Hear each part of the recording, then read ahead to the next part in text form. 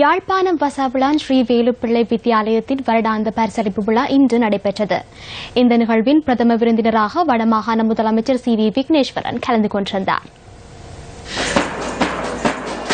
இந்த நிகழ்வில் மாணவர்களின் கலை நிகழ்ச்சிகள் இடம்பெற்றதுடன் சிறந்த பெறுபேறுகளை பெற்ற மாணவர்கள் கௌரவிக்கப்பட்டனர். வடமாகாணத்தில் உள்ள மாணவ மாணவியர்கள், விசேடமாக யாழ் மாவட்டத்தில் உள்ள மாணவ மாணவியர்கள் பாரம்பரியமாக கேள்வி அறிவுகளில் சிறந்து விளங்கியவர்கள். ஆனால் எமது கல்வி தொடர்பிலான இன்றைய நிலை கேள்விக்குறியாக்கப்பட்டுள்ளமை கவலை தருகின்றது.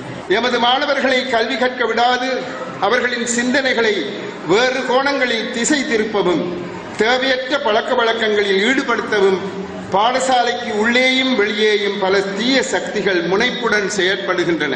இவர்களின் செயற்பாடுகளை முறியடிப்பதற்காக போலீசாரும் மக்கள் குழுக்களும் முயற்சி செய்கின்ற போதும் எமது மாணவர்களில் சிலரும் வேறு பல சதிகார கும்பல்களும் இந்நடவடிக்கைகளில் தொடர்ந்து ஈடுபட்டு வருவது அறியப்பட்டுள்ளது.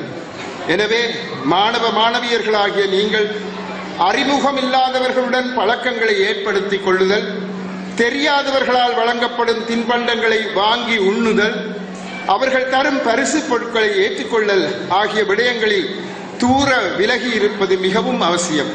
இவர் என்னிடம் எதை எதிர்பார்க்கின்றார், ஏன் இவர் என்னுடன் விதமாக பழகுகின்றார் என்றெல்லாம் மாணவ மாணவியர்கள் சிந்திக்க வேண்டியிருக்கின்றது இந்த காலத்திலே.